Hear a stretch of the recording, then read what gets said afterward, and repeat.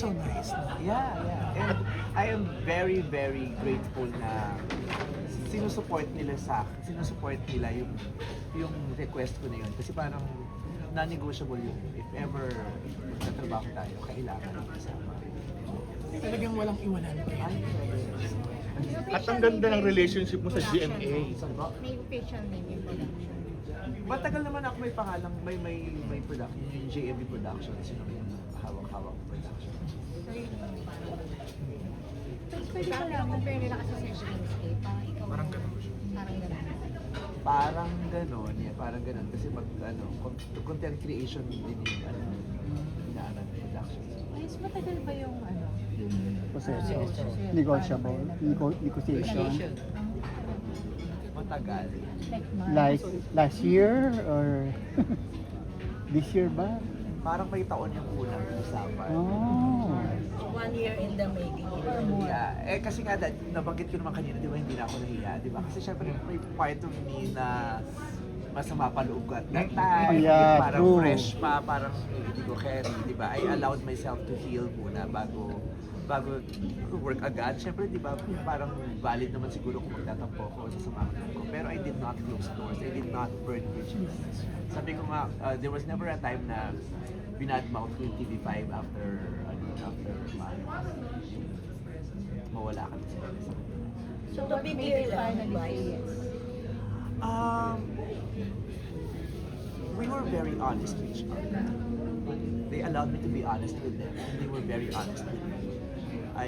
May mga tanong akong nabigay nila yung sagot na ipaliwanag sa akin. We have a very open communication.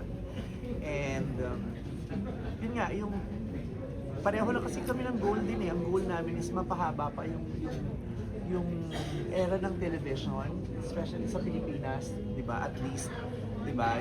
So magagawa lang natin yun kung magko-collaborate yung mga yung magko-collaborate at pagsasamahin yung mga iba't iba nating kakayahan.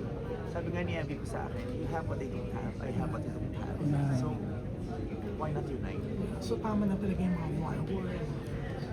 Alam mo, wala namang yung mga tao lang din naman na nagpapalaki sa mga ganyan. Pero in reality, parang okay naman lahat. Diba? Parang yung GMA, nakipag-usap, diba? Nag-usap-usap naman sila.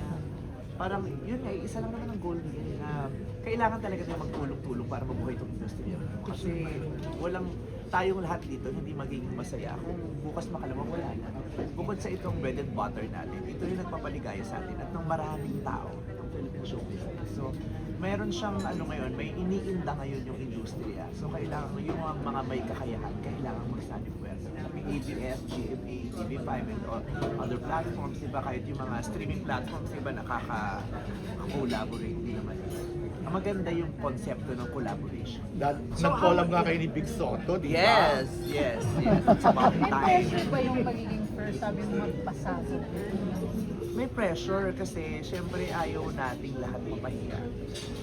Diba? Ayaw kong mapahiya sa Media Quest. Ayaw ng Media Quest mapahiya din sila sa decision nila. Diba? Sa panindigan na to, diba? Sinimulan na natin yung partnership. Ayaw naman nating mapunta sa, ganun lang yun. Diba? Kasi yung ayaw nating masayang yung kung anong meron tayo na pinagsasama natin. Diba? Yung i-offer nila sa akin, ayoko namang sayangin. Diba? Ayoko rin namang masayang kung pwedeng i-offer nila. Gusto namin, matapos man yung kontrata, maging maayos ang relationship ng bawat isa at happy kami. Gusto ko win-win siya. Kaya yun din ang dahilan kung bakit nakapag-decision ako na, sige, let's do it. It's going to be a big win for me, for TV5, for Media Quest, for ABS, and for everyone that I will be sharing this win-win. Yeah. Diba? Service, magiging service siya eh. Yes. Vice, no doubt that you're happy. Kitang-kita naman. At syempre with this kind of deal. Pero how are you after your Vietnam and Japan trip? Masaya naman ako, nakapagpahinga ako. Kasi matagal na siyang nakaschedule talaga na yun. Yun ang dahilan kung bakit hindi ako sumama sa Australia. Kasi pag sumama pa ako sa Australia, hindi na ako makapagpahinga kasi dire-diretso na meron akong movie, meron akong gagawin isa pang project, meron akong isang TV show na gagawin, tapos meron akong Everybody Sing, meron akong Showtime. Nababaliw-baliw na rin ako. So, talagang nakaschedule yun. Kaya ang usapan namin, o sige mag-Australia yung yung si Ann, si Bong, si Jong, si Ogie, si Kim, sila Darren. Australia kayo, ako muna mag-isa rito sa Showtime, pero pagbalik nyo, lalayas talaga. Naka-schedule siya. Yeah, ang tagal na nga rin schedule nun.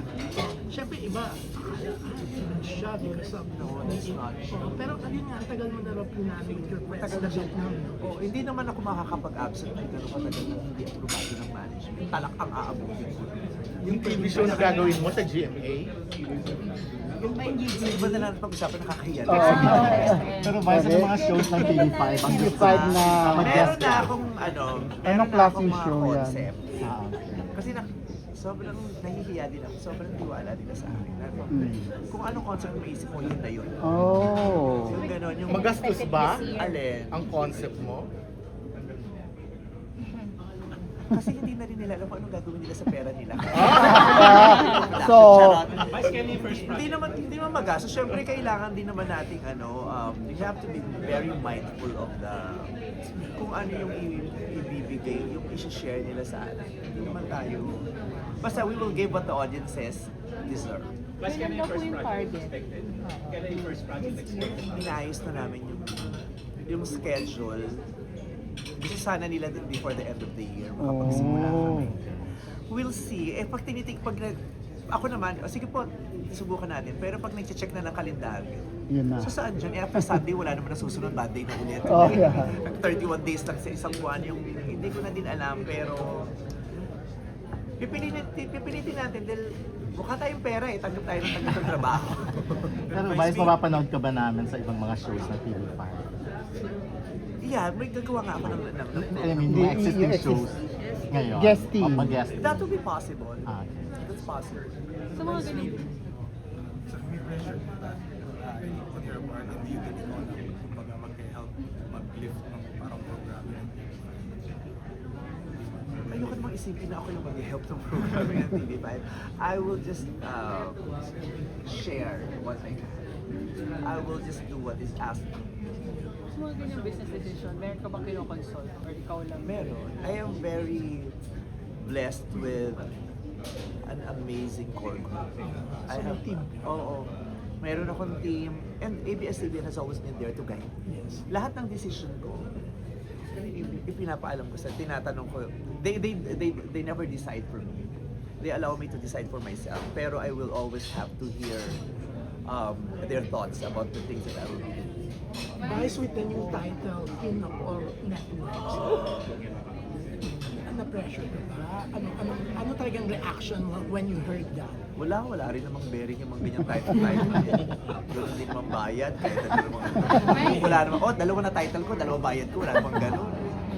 Pero happy ka. Kasi Ayun. sino yung bibigyan ng title sa'yo? You don't have to gumawa ng title, you don't have to claim ng mga ganyan. Sila yung bibigay sa'yo. Siyempre nakakakilig naman ang plastic doon pag sinabi ko, wala naman yan. Meron yan, nakakakilig yan, nakaka-flatter yan ng malala. Kasi siyempre binavalidate niyan yung mga nagawa mo, yung body of work mo, di ba? So, may nakakapansin yung binibigay mo at may nakaka-appreciate kaya nagbibigay din sila ng ganun tayo. Nakakakilig yun. At ang maganda Vice, no? Kahit, syempre, alam naman natin yan, a few weeks ago, pilit kami dinadown because of something. Pero, hindi ka ma-down. Now, ang buong lang, pinag-uusapan at back of the town. Ano na nga siya, para siyang naging routine na yung mga karag ako slide, tapos may bonggang mangyayari, yung gano'n. Nababasa ko lang yung online yun pero sabi ko, oo nga no, parang gano'n na yung galawan, laging may makukuha ng award, may makukuha ng ganitong kontrata, may lalabas sa bagong endorsement. Kaya nga sabi ko kanina, di ba, I just embrace life in general. Parang give lang, sige, tanggap lang tayo. Wala naman tayong choice kundi i-embrace ang life. Wala naman tayong madi-decide Diba? We can just adopt and adjust. Pero lahat ng mangyayari, hindi mo naman hawak, diba? Kung saan man kadadalhin at anong mangyayari sa iyo, hindi hindi naman talaga tayo makakapag-decide. Si Lord lang naman yung kumukumpas at saka gumagano, di ba? Kaya hindi na rin ako masyadong yung natatakot. Hindi katulad dati nung bago-bago pa ako na, shit, anong mangyayari? Makangarag na ba? Mawawalan na ba ako ng trabaho? Ika-cancel na ba ako? Hindi naman eh, kasi kung ano yung binigay sa akin, kung